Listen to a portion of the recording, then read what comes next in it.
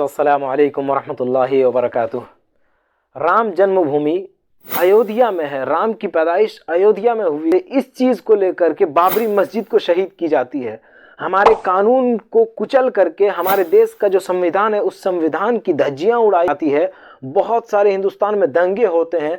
हिंदुस्तान को बहुत ज़्यादा नुकसान होता है।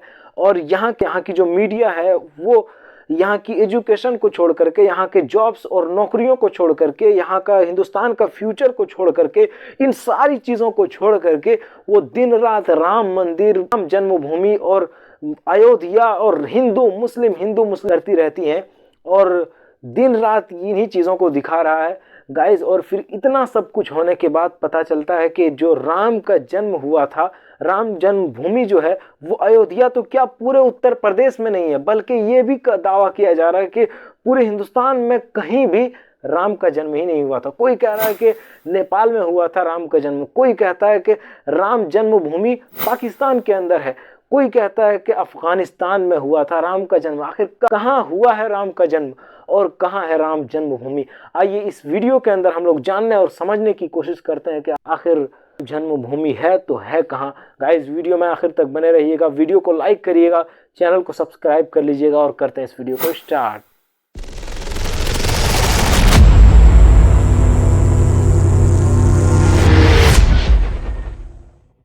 अगर मैं आपसे कहूं कि राम अयोध्या में नहीं पैदा हुए थे तो आप भी यकीन नहीं मानेंगे, क्योंकि जिनके जन्म को लेकर सुप्रीम कोर्ट में बहस हुई हो, बाबरी मस्जिद को गिराया गया हो, फिर उनके जन्म के बारे में कैसे यकीन करेंगे। लेकिन मैं ये बिना सिर पैर की बात नहीं कर रहा, ना ये मेरी मनगढ़ंत बात है, बल्कि इतिहास ऐसा कह रहा है। राम का जन्म अयोध्या में नहीं बल्कि अफगानिस्तान के हेरात में हुआ था। राम के जन्म को लेकर कई लोगों ने कई दावे किए हैं। एक ताज़ा दावा तो उस वक्त ही किया गया जब अयोध्या में राम मंदिर को बनाने के लिए जमीनें खरीदने का सिलसिला चल रहा था। यह दावा हुआ भारत के पड़ोसी मुल्क नेपाल से।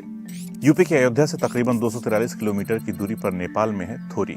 नेपाल के प्रधानमंत्री केपी शर्मा ओली ने कहा, भगवान राम का जन्म स्थल अयोध्या में नहीं बल्कि नेपाल में बीरगंज के नजदीक थोरी है। भगवान राम भारतीय नहीं नेपाली थे। असली अयोध्या भारत में नहीं नेपाल के बीरगंज में है ना कमाल की बात। जहां भारत में श्री राम का जन्म स्थल बाबरी मस्जिद को बताकर ढांचे को गिरा दिया, नेपाल का दावा हैरान करने वाला था। लेकिन इसके पहले के दावों पर जाएं तो इतिहासकारों ने अलग अलग राम का जन्म स्थान बताया है। किसी ने अफगानिस्तान कहा, किसी ने ईरान, तो किसी ने हरियाणा।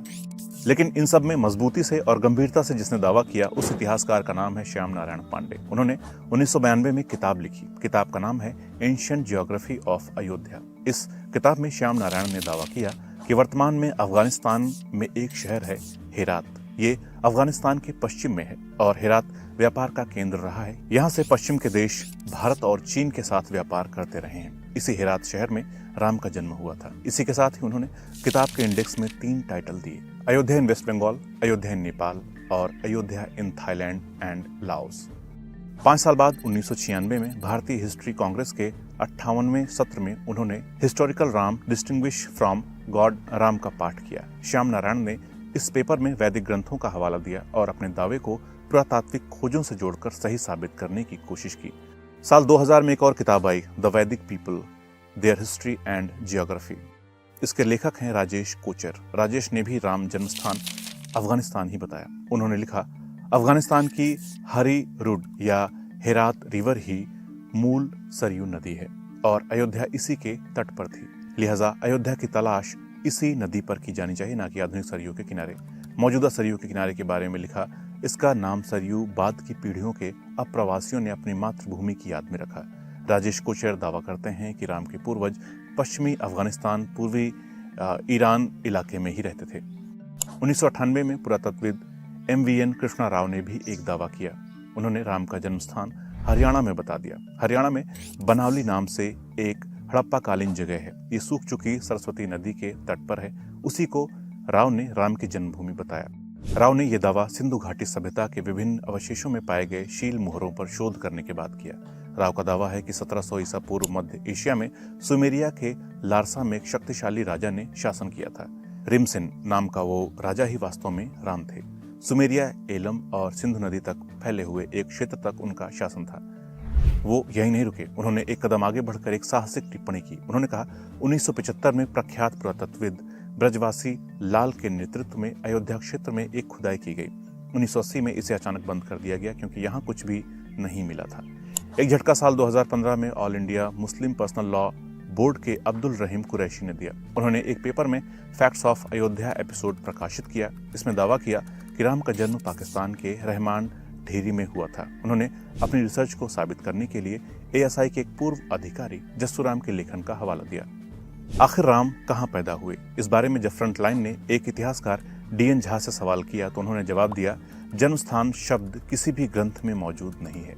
स्कंद पुराण एक अनाकार ग्रंथ है और इसकी रचना 14वीं शताब्दी से लेकर 18वीं शताब्दी तक चली। सिर्फ 18वीं शताब्दी के अंतिम चरण में जन्म स्थान का जिक्र है, तो जन्म स्थान का विचार 19वीं सदी की उपज है। ये देखना अहम है कि पहले के काल में हमें अयोध्या से कोई मूर्ति नहीं मिली। यूपी के म्यूजियम में 2 या 3 कैटलॉग हैं, एक लखनऊ, एक इलाहाबाद और एक फैजाबाद यानी अयोध्या में। किसी भी कैटलॉग में राम का उल्लेख नहीं है। अब अहम सवाल आता है, तो क्या राम मंदिर तोड़कर बाबरी मस्जिद बनाई गई थी? इसका जवाब तो रामचरितमानस तक में नहीं मिलता। तुलसीदास का जीवन काल 1511 से लेकर 1623 तक रहा और मुगल बादशाह बाबर का जीवन काल 1483 से 1530 तक रहा।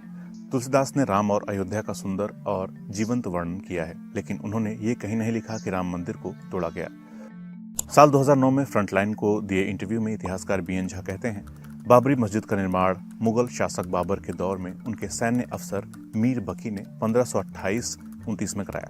RSS से लेकर तमाम हिंदू संगठन तर्क देते रहे कि मस्जिद राम मंदिर को तोड़कर बनाई गई थी और राम का जन्म स्थान यही था। लेकिन सच ये है कि 1948-49 में गोविंद बल्लभ पंत संयुक्त प्रांत के CM थे और नेहरू PM। उसी दौर में मस्जिद में मूर्तियों को रखकर चमत्कारिक घटना बताया गया था। तब से लेकर साल 2019 तक विवाद रहा और अब जब सुप्रीम कोर्ट ने राम मंदिर विवाद पर फैसला सुना दिया तो राम मंदिर के निर्माण का रास्ता साफ हो गया। मगर इस सवाल का जवाब कोर्ट में भी अधूरा ही रह गया कि क्या मंदिर को तोड़कर मस्जिद बनाई गई थी। लेकिन BN झा के मुताबिक पुरातात्विक सबूतों से पता चलता है कि पूरे उत्तर प्रदेश में 17वीं सदी के आखिर से 18वीं सदी के शुरुआत तक विशेष तौर पर राम को समर्पित कोई मंदिर नहीं था। लेकिन साउथ इंडिया में ये चोल काल से मिलते हैं, लेकिन उत्तर भारत में नहीं मिलते।